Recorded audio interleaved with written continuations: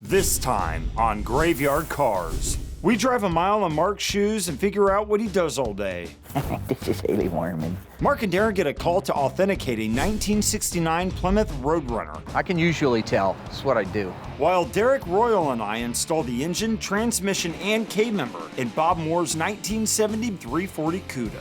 Derek puts the finishing touches on the Superbird's paint, the bodyman finish hanging sheet metal, and Mark and I build out the engine for Kimberly Cook's 1970 Barracuda. On this episode of Graveyard Carz. Got that car coming to get you, Barbara. The unburied dead are coming back to life. I'm Mark Warman, and together with the most critical man in the world, Darren Kirkpatrick, Give me a gun! my son-in-law, Josh, Oh, yeah! and my best friend, Roy, Well, all right! we bring dead muscle cars back to life, to exactly the way they were on the day they were born, if we don't kill each other. It's gonna be a bloodbath.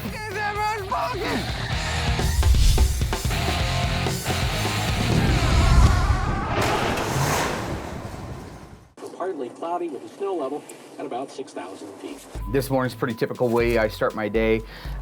Hit the key in the lock about 7:30, flip on the lights, and that's when the game begins. All right, you little fellers want to see what the old Welber does in a day, huh? And we'll batten down. First thing I always do is check on my voicemails. Hi, Mark. My name is Robert Goulet. I'm going to be Houston, Texas. Robert Goulet? I was just had a jump 318. I had a V5 Blue TA, and they was, but in the early 90s, I don't want to know his life story, right? a T8 block. You know, if you can help me, please call me back at 281-910. They ramble through it for 15 minutes, and then at the end, they rattle off their phone number in 2 seconds, and you have to play the whole damn message back over again to be able to catch the phone number. Hi, Mark. My name is Adrian Morse. Yeah, hi, this is Dick at Fairfield Steering and Suspension. Hey, Mark, this is Brian down at Amco, Springfield. Hi, this message is for Mark Warman. Hi, my name is Kevin Phillips. Hey, Mark, this is Kevin. Before. Yeah, so,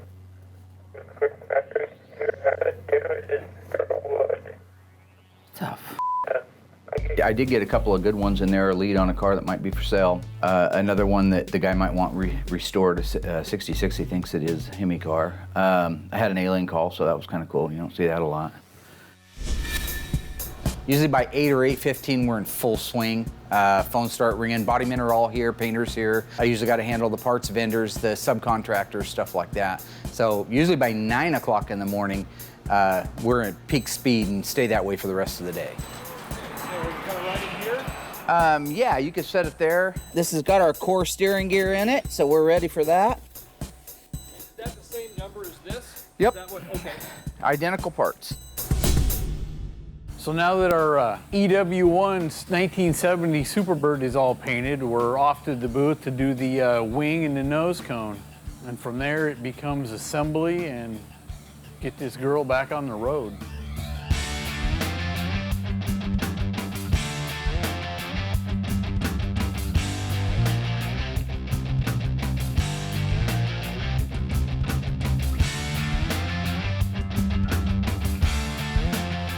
It'll be kind of cool to get these parts done because the nose cone and the wing are the two major defining points of the Superbird.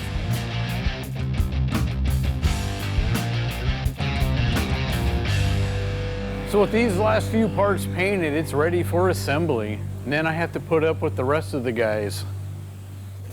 There you go. Okay. Thank you. Heading back up to take care of the invoice for the guy. Lucky stops. Maybe that's what happens. And that's the one thing I have to make myself accessible every minute I'm here. I can't play that, hey, I'll get back to you thing, because the minute I say, I'll get back to you, he's at a standstill in some cases. It's nothing but holes all across here. Uh-huh. So what I propose on doing, replace this whole rail up to this edge. I agree right here. completely. And come straight across here maybe, so you get rid of most of this? Yeah. And then just shape it? Both corners like that. I mean, we're gonna lose these ribs. Yeah. I got a chance to look at the door. The door he's worked since I was a 1970 Hemi Charger door. Those get a lot of deposit down at the bottom, so they tend to rust. So I'll cut a chunk of this off and have them make, I'll measure this out, it's gotta be at least 4 foot, huh? I really make an effort to keep as many of the original parts on the car as possible. The outer door skins on our 70 Hemi Charger were absolutely rusted out, but the door shells themselves that have spent their entire life on the car were in pretty good shape, except for, this is what Lucky was pointing out, the very bottom lower 1 inch to 1.5 inches of the door. If I can put a small piece in, still maintain the integrity of the majority of the door, that's going to be my objective. But my goal is always keep as much original stuff on there as possible when applicable. On the way back up, I took a look at the Superbird parts. Derek did a beautiful job painting the final 2 pieces of that, which was the nose cone and the wing. Real easy for him to miss the bottom of that and not get it wet, but that's nice and wet, no orange peel. Yeah, you want to leave these wings a little bit rough because they were cast aluminum. They sure weren't perfect in the factory. I haven't fixed the big stuff, but not every square inch of them. The Superbird and the Daytona were originally painted as complete cars over at the assembly plant, then sent to Creative Industries, where they were made into the special NASCAR Daytona and Superbird. At that point, when they added the wing and they added the nose and some other components, they were painted after the fact in lacquer. It's not uncommon for the nose and the wing not to match the rest of the car. So that's what we did. We changed and played with the color just a little bit so it would have a little different hue than the rest of the Alpine white, and it came out perfect. It came out the way it's supposed to come out. And I got pictures of that thing when it was, before we tore it apart. You got to turn it upside down the other direction and run paint on the inside of it, because that's how it was at the factory. Derek is my Swiss Army knife. He can do anything. If you look at the nose cone before we got started on it, it was Swiss cheese. There was nothing left except the top half of the front of it. That's all there was. He built the rest of that out, did a phenomenal job. Then he carried it all the way out to paint. The paint looks beautiful, better than it ever did at the factory. And I'm proud to have the guys that I have here. Lucky does a great job, Robert does a great job, Derek does a great job. The ghouls, even though I give them a ration of crap, when their heads are screwed on right, they do a great job too. I got sidetracked on the way up. Sure, it's not hard. Oh man, some days just are that way. I have to pay my employees, so if they're waiting for me to answer a question, they're just burning daylight. They're costing me money. If I got a vendor in the front office that wants to collect money from me for a part, he can wait. My job is like, and I've said this before, if you were to have a duck that was swimming across the water, his little feet's is paddling real crazy like that, right? But you don't want to see his head doing anything different except just gliding through there until a shark comes out of nowhere and bites the son of a bitch in half. Wisdom. I'd love to sit around and talk about what I do, but I actually need to do it, so if all y'all don't mind. So now I'm getting ready to spray Bob Moore's 340 for his 70 Cuda, Street Hemi Orange. We'll roll her in a booth, squirt some epoxy on it, and then it gets orange.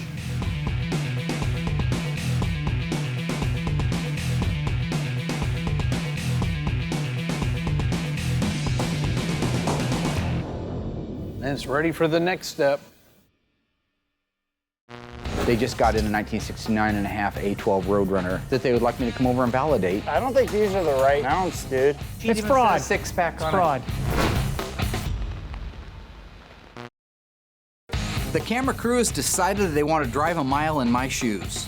Derek and Lucky are cranking out work in the shop, and I'm running like Carl Lewis to keep up with QCing their work and staying on task for my own jobs. I have not had a full-blown heart attack yet, but Josh hasn't showed up either.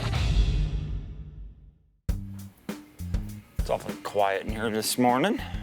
See, what I usually like to do, I like to go in there, get my list, and 99% of the time he is on his phone. You know, they came both ways, black and natural, just so you know. Yeah, right, exactly. So I could cheat. You have to sit there and you have to wait for him to even acknowledge that you're a being. Hang on. Tweedledum just walked in the room. It's not nice. This morning he was talking to Tony. I love Tony. Tony's hilarious. But Mark has this egotistical problem, you know, and honestly, Tony's a lot smarter than he is. So Mark puts me down to make himself look a lot smarter to Tony. Did you get the transmission cases blasted? I managed to grab the bell housing, pixie it up. Doesn't have a bell housing. It's not a bell housing, it's the transmission case. You picked up the transmission case. That wasn't the bell housing. No, No, it's they didn't put the bell housing with the automatic transmission so often.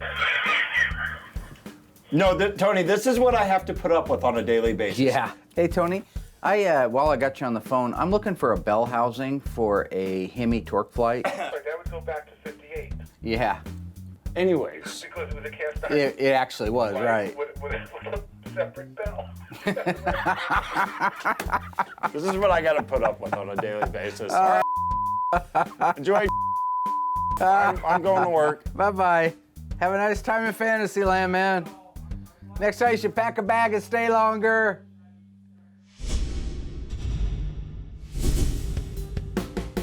So Derek finally got Bob Moore's 340 engine painted, and now we can get it married to the transmission, get it installed on the K-member, and hopefully get it installed in the car. How is this? We're out here marrying these two together, and it's quiet. That's because Mark ain't running his mouth. Or Darren. Oh, yeah.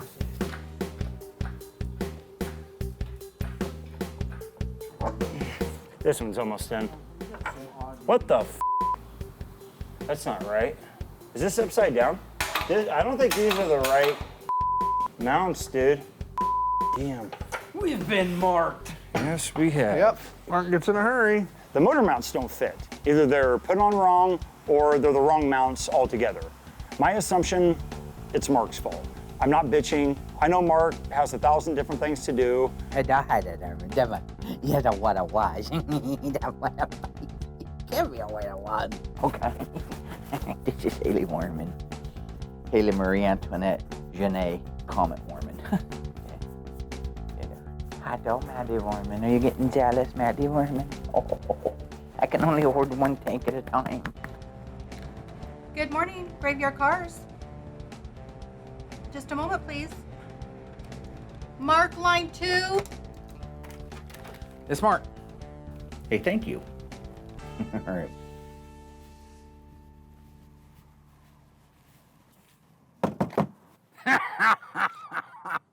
Crap in my pants sock. Oh, I told you we got to go over to Summers and check out that A12. Why are you sleeping? It's hot. Go, I know, go, but go. You know, when Mark and the rest of the guys get there at 8 a.m., I'm sleeping at 8 a.m. I don't even get up till I want to get up. 9 o'clock, 10 o'clock, noon, I get up when I want, come in when I want. I'm Darren Kirkpatrick. You know, I admit that I'm one of the most knowledgeable guys out there. I may not be the most knowledgeable guy on the entire face of the earth, but I'm one of them, and it's hard to pull the wool over on me. So if you want a car validated, if you want to make sure that a car is real, I would advise giving me a call. And vis-a-vis, cogito ergo sum, that is exactly what happened when Jesse called me from Summers Classic Cars.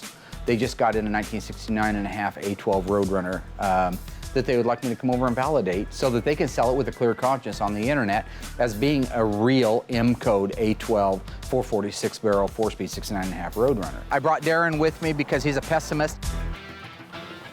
Here's the one right here for you, right here. Jesse, hey buddy. Hey, how you doing? I'm good, how are you? Nice. Good. Hey, sorry I brought eyeballs with me. I'm Jesse Fisher. I work here at Summers Car Company. I contacted Mark to come down today and look at our 1969.5 A12 Roadrunner. It's fairly simple to take numbers from one car and put them in another car. That's called cloning or rebodying, and it's a fraud. It's just like if you sold a Rembrandt as a real Rembrandt, but your cousin did it. I'm gonna take a quick look at it here, but is it something we can get on the lift and look underneath it? Yep, by all means. If it is a clone, if it is a rebody, I'll have a pretty good feeling by the end of our visit if it's a real car or not. I can usually tell. It's what I do. You have the original wheels? No. They're hard to find. Yeah, the gentleman I talked to that provided me with the broadcast sheet, he purchased the wheels and the pistol grip shift knob. So 69, it shouldn't have a pistol grip though. Why, I wonder why his license plate says 6-pack when these are really 6-barrel cars. Dodge is a 6-pack. Isn't that sort of weird, really? Yeah. You're trying to be nice. I am being nice. I looked at this. I don't know what the deal was with the license plate that said 6-pack on it. I think the prior owner of the car had some issues. He was trying to make this car into something that it really wasn't. He really wanted a Super B instead of a Roadrunner. So that's why I think he put that license plate on there trying to confuse the general public. True or false? In the 60s, Chrysler introduced a vehicle, a production vehicle, that actually did not use hood hinges. That answer coming up after the break.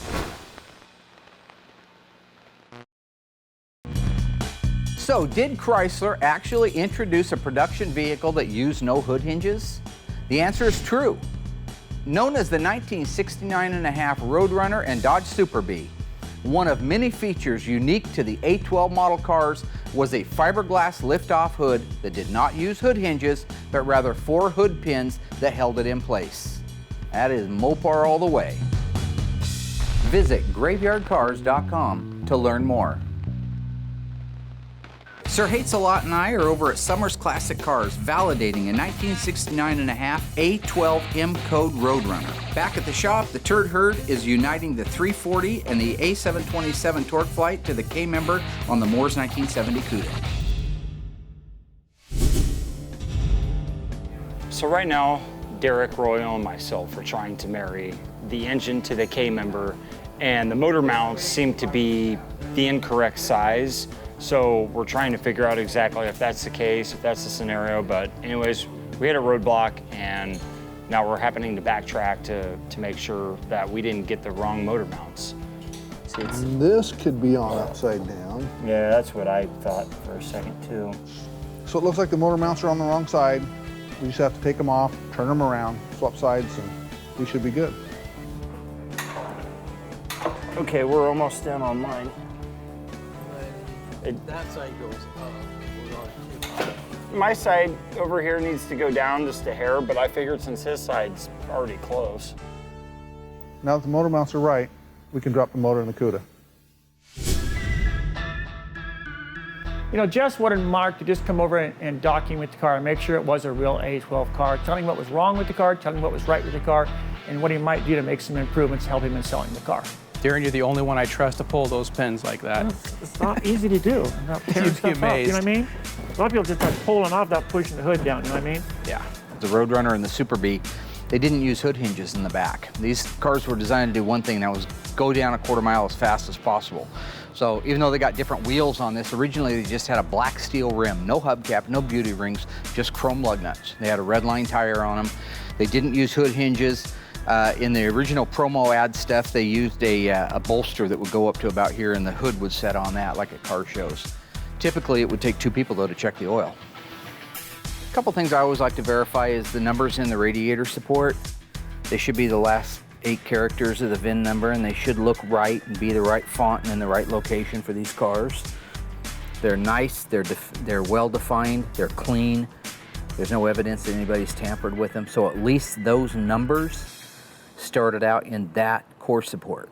So then the next question you want to make sure of is if the core support started life in the car. Because if you took the core support out of a real car and put it in a satellite, then those numbers would look right because they're out of a complete car, and they would have put it in over here or back at the firewall. So I just kind of look around for factory spot welds and things that might be evidence of somebody tampering with it or not tampering with it. I don't see anything underneath here that, you know, give me a reason to worry. All the spot welds are intact. You need the correct radiator, which should be an 054 last 3 characters. Glenray radiator reproduces a beautiful one. They're about $1,200 or $1,300, but they're the right ones. They got the original Chrysler logos. It's a licensed part. The wire separators are wrong on this thing. The wire routing is a little bit wrong. The bolts on the valve covers are just an over-the-counter type thing. But you can buy all of the correct stuff to decorate this out if a guy wanted to do it. Nice. And get you some Hemi orange paint. The PCV valve is wrong. It should have the plastic tri-rib PCV valve in it, and then it gets painted the same actual color as the engine at the same time. Maybe change out the pulley to a black pulley there. Get rid of this weird stuff. This isn't right. Although the 7-blade thermoscussion clutch fan is correct for it with the heavy-duty cooling, which is mandatory with all stick shift cars. And I'd have to confirm this with my book, but I believe it. Any gears lower than 355, I think also automatically got you max cooling. Not lower than 354, huh? 354 is lower than 355s. It's higher. 354. It's higher ratio than 3. I thought you were a Mopar 355, yeah, you're right. You know, Mark is always bragging about his Mopar knowledge. He is very knowledgeable, but he doesn't know everything. And he got the gear ratio situation mixed up, which gears are really higher and which gears are really lower. Actually, the lower the gears, the higher the gear ratio. But then again, Mark's height to weight ratio is messed up also. The thing about Darren is he is knowledgeable. He has nothing else going on in his life except to sit there and plot how he's going to trip you up. So you just learn to take the good with the bad. Watch your head. Yeah, Derek, please be safe. Okay, we're about to hit the exhaust manifolds on the passenger side here.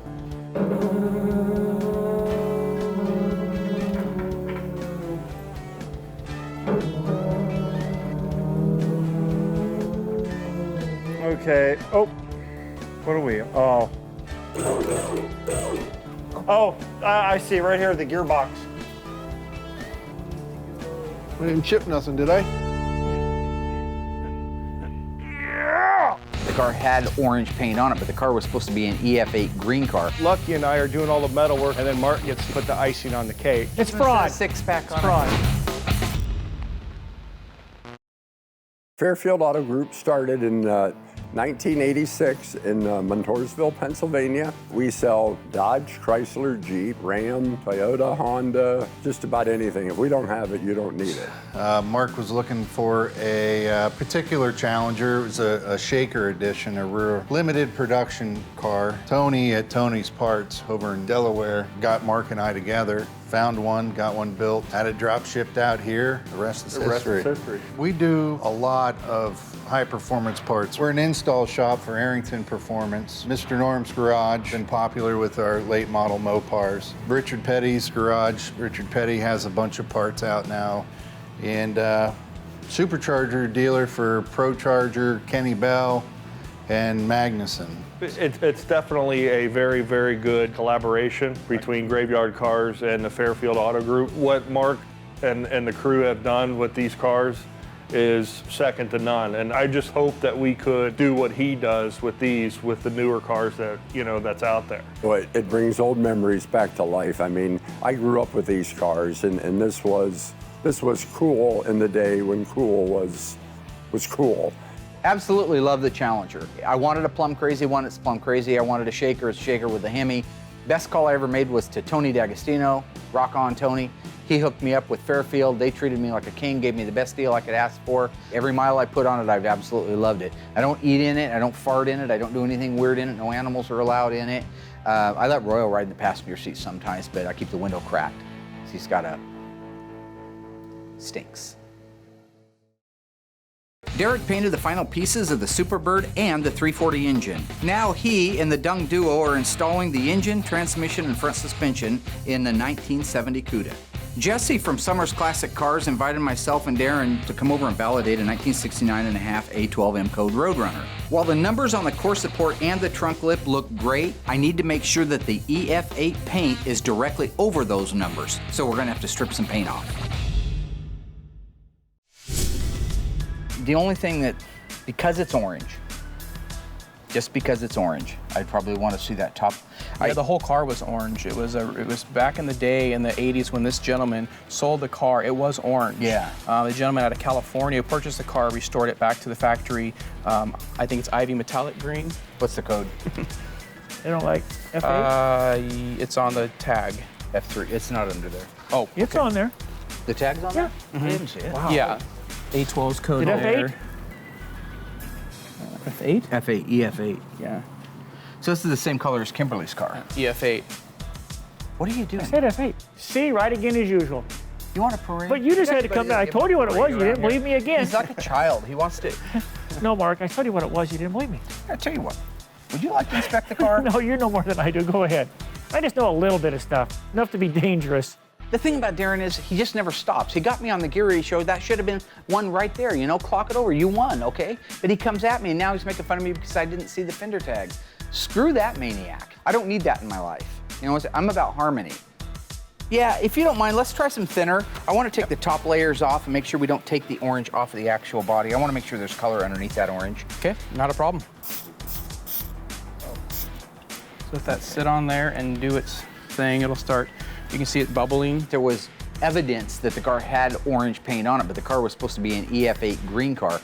It was important for me to be able to make sure that the very last color before we hit primer and bare metal had to be that green. So we had to take it off layer after layer at a time to get down to that. That's what the purpose of the paint stripper was for. And that will burn your finger, Mark. It's fine. It's a pretty hot chemical. I mean, I've been around it my whole life. It doesn't mean anything. These guys are all running around with gloves and stuff. They're not from the hood like I am. See, I'm from 14th Street, all right?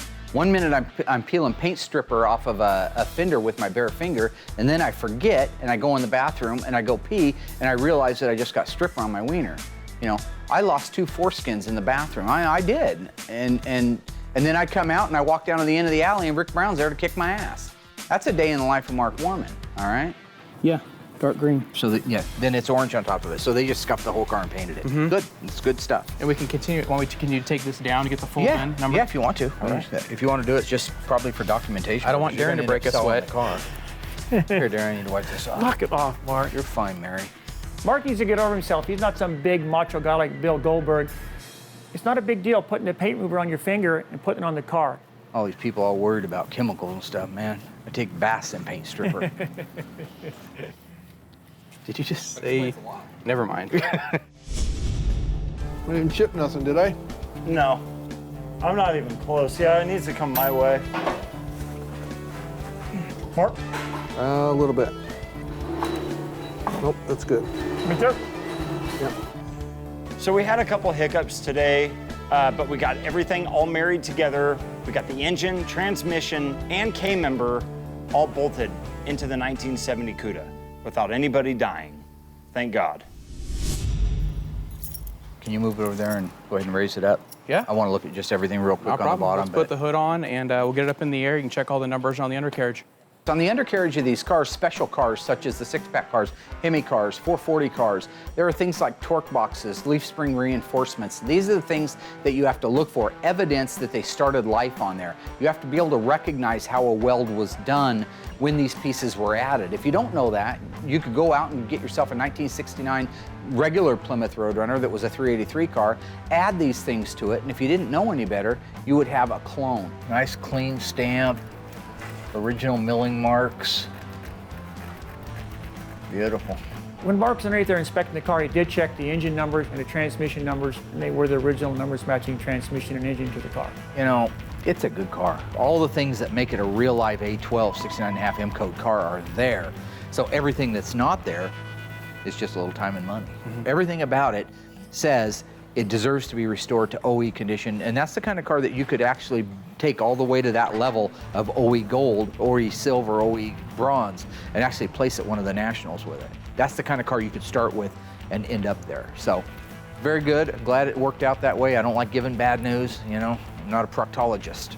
Thank you so much. That'll be $50,000. Thank you. Thanks, Darren. I really appreciate Mark and Darren coming out here today. It was great hearing about the 69.5 Roadrunner. Loved hearing about the details about the car and the originality of it, and I hope it sells with perfecting some of the things that Mark said to do. You know, I knew the minute I saw the car it was a nice car. I knew his numbers matching. I knew it was a nice car. We could have just walked in. If I could have glanced at it, we could have walked out. Saved about 2 hours time. Let's go, Darren. Is this a Dodge or a Plymouth? It's a Plymouth. It's a license plate. So they're trying to mislead people. The broadcast sheet It's even fraud. says 6-pack It's on fraud. There you go, Mark. There's your car, buddy. it. Yeah, a pink Savoy. That's what I need to be driving up and down the road, a pink Savoy. I think you look good in there.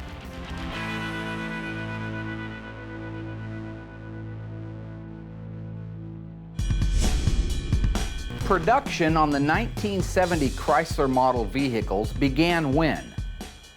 August 1st, 1969, November 1st, 1969, or December 1st, 1970? The answer coming up after the break. Chrysler's scheduled production run began on August 1st of the preceding year of the model of the vehicle and ran through the middle of July of the actual model year. So, you could have a 1970 Dodge Charger that was actually built on August 1st, 1969. Just another interesting fact about Mopar, it's why I love them. Visit graveyardcars.com to learn more. Derek and the guys installed the engine, transmission, and front suspension in the 1970 Cuda. I, with no help from Darren, validated a 69.5 M code A12 Roadrunner. And now it's back to QCing bodywork on our 1970 Dodge Challenger RT. I have a standard operating procedure here that a car can't go from one department to the next without me signing off on it. That way you don't have a body man doing mud work on the side of a car to find out that the panels aren't square. Well, that's sure a lot better with that other lid, isn't it? Man. Yep, that's a good fit. Gosh. In the case of the 1974 46-pack 4-speed Plum Crazy Challenger for Garth, I got called out. The guy said they were done with the metal work on it. I inspected it, made sure that the panels fit the way they were supposed to, that the spot welds were duplicated, emulated exactly the way they were supposed to, so that it can move over to the next area, which is mud. Okay, so we got the Hemi Charger. That's what you're waiting, chomping at the bit for. Go, you're done with that. We'll do mud. We want to get the metal done on this before we go onto the mud on that. So looks good, guys. Nice work. Really nice. Thank you. Looks good. The car came to me about a year ago. It's from New York. The gentleman who bought the car in 1972 is the father of the man that sent it to me most recently. The father passed away in 2009 and gave it to his son. When the car got here, the engine was frozen solid. That was our biggest concern. The good news is we sent it out to the machine shop. They got the piston unstuck from it. We did have to sleeve one cylinder. The rest of the cylinders were original, so we just bored them 30 over. We put it together. I detailed it to OEM specifications, fired it up on the engine run stand. Runs great. Carburetors were completely rebuilt by Scott Smith up at Harms. That thing just sits there and purrs like a kitten. And so now where it's at is the motor is built, the transmission is built, the body is actually ready to have the new panels installed, then it'll go into body where it actually gets smoothed out, primered, and ready for paint. The biggest difference from working on a classic car to a newer car is the metal. The classic cars, we can cut them and weld them and knock them around and beat them with a hammer. Newer cars, the metal's a lot thinner, so we can't really weld it and cut it and treat it the same as we can with a classic car. Like the metal we get from AMD is great. You know, AMD gives us panels and they're kind of made for all of the cars. So we do have to fit, you know, the doors and the deck lids before you do any welding and fit and finish to them. You got to make sure they fit because all the cars are a little bit different. The most important thing, fitting a panel, you want to screw it in place, obviously. Keep as much knowns, we call it in the industry, as you can. Where the trunk arms are going to be, they're located inside the quarter panel, drip rails, whatnot. When we take those spot welds off, we keep those panels so we have a known. So when we put the new panel on, we have a rough idea of where they go. This car has been a blast to work on, but I hear Mark's going to paint it. Lucky and I are doing all the metal work and body work, and then Mark gets to go in our new paint booth and put the icing on the cake. But we'll have to see how smooth he can put the icing on.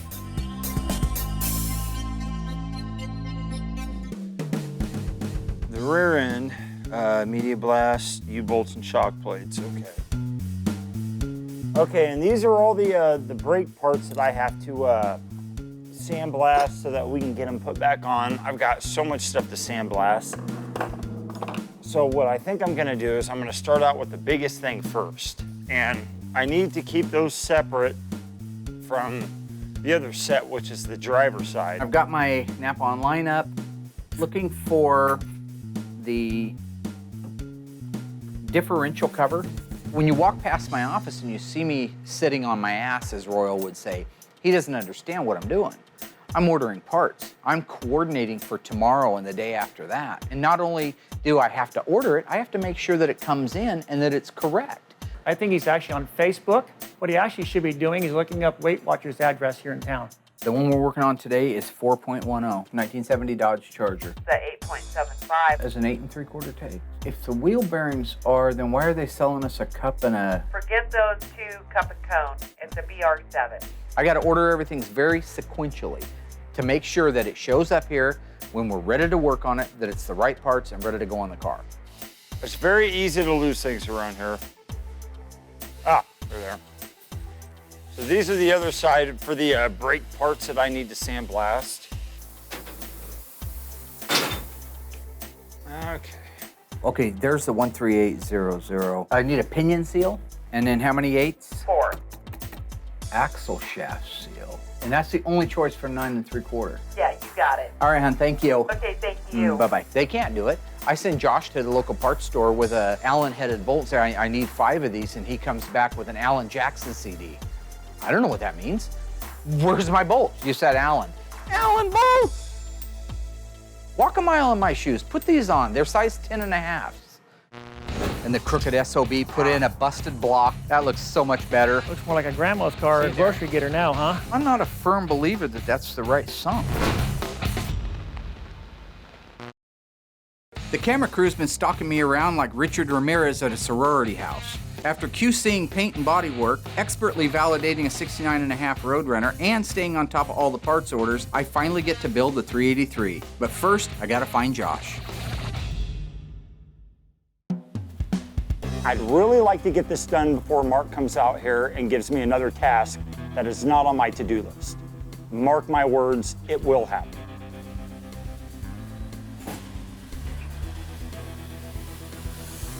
Hey, I need your help on that 383. I need you to clean a few pieces.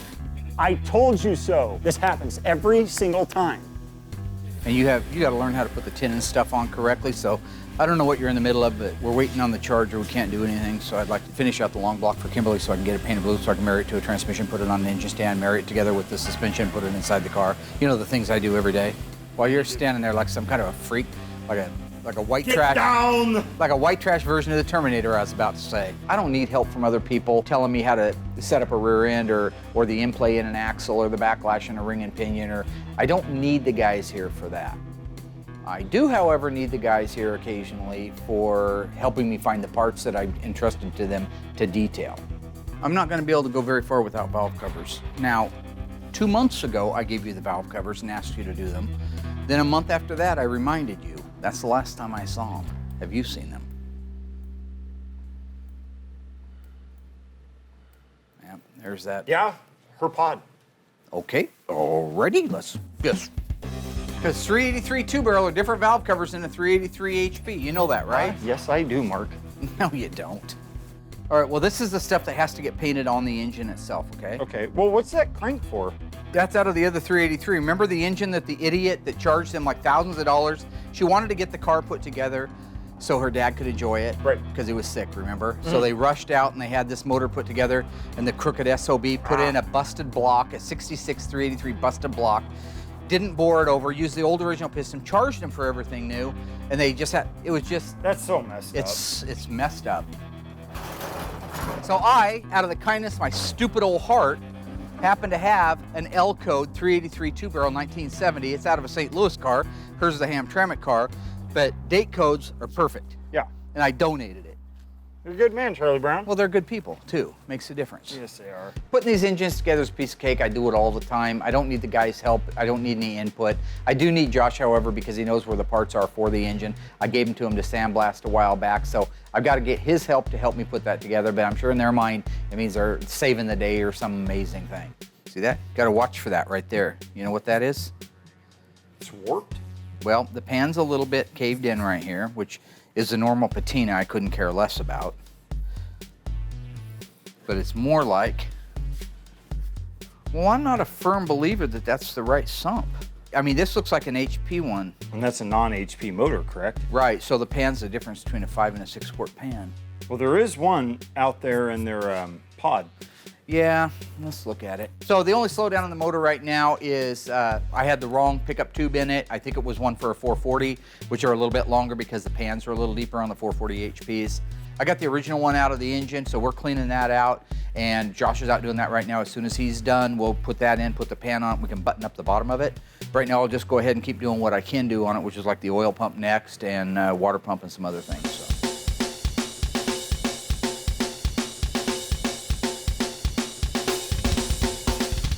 We should also, in the Mr. Moparts room, have new caps. Did you see those while you were looking? I did not. Okay, we do have brand new ones. They have the E&F markings on them as well. Groovy. I'm gonna put this gasket on for you, then all we'll have left after that is the exhaust manifolds, and we're ready to roll it in and paint it. That's it. Done, done, and done.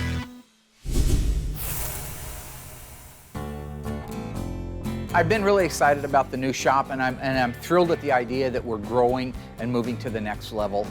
What I'm not as thrilled about it is the amount of time that it consumes of mine. At any given second, I have to hop in my car and drive over there and meet a contractor.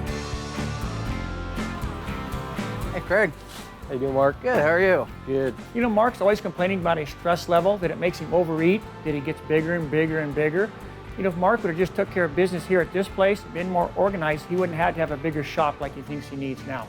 HVAC meeting went really great. Now I've got to meet with the painter. This is the interior painter guy. In a couple of weeks, we'll have our new airlines in from Rapid Air. They're a beautiful blue. They're aluminum, 1.5 inches around the perimeter, 1-inch drops. I just want this place to look like we take pride in what we're doing. We can start tomorrow. Start tomorrow, okay. All right, I'll get all the cars moved into the middle tonight, everything off of the walls, and if we can get it white by Saturday, then we'll start putting our pipe in. That will work. All right, awesome, thanks, brother. You're welcome. Okay, next stop for me is back to the shop and rock and roll and get on the rest of the forest fires.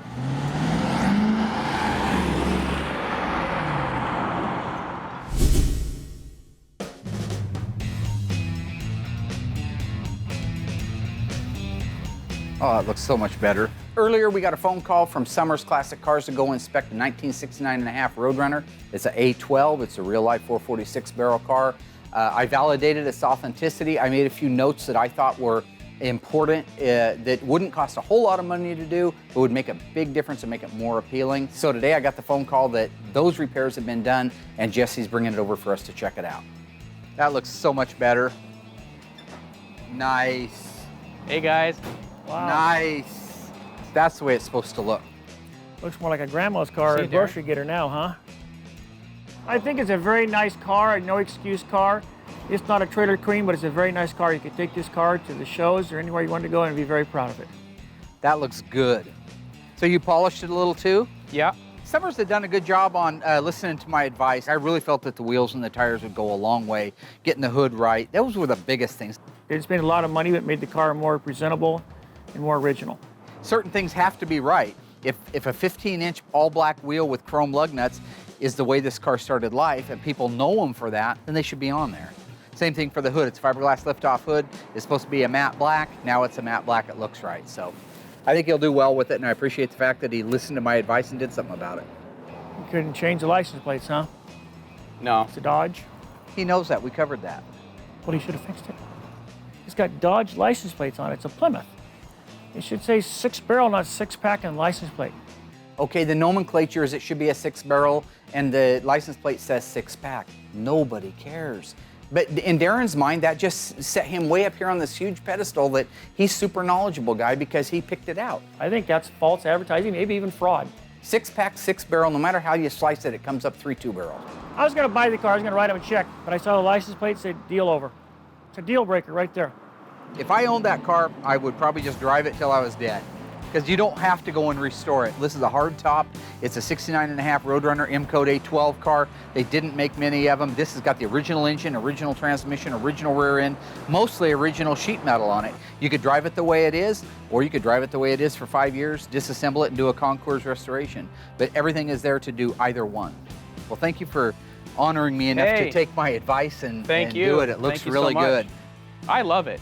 I love the sinister look of the car. The 69.5 A12 Roadrunner is very rare, very enjoyable car to drive, and really goes if you put your foot in it. This Mopar is way too much of a car for him. Next time on Graveyard Cars, Derek and I work on the rear end of the Walton's 1972 Rally Charger. Larry gets the vinyl top installed, Derek and myself get the dash put together, and Mark struggles with the decision of making the emblems on the car match his pictures or how the factory intended them to appear. We get the rear lights, exhaust, door panels, back seats, trim moldings, carpet, and windshield wipers installed. But that's not going to mean anything unless we get this engine running. Find out on the next episode of Graveyard Cars.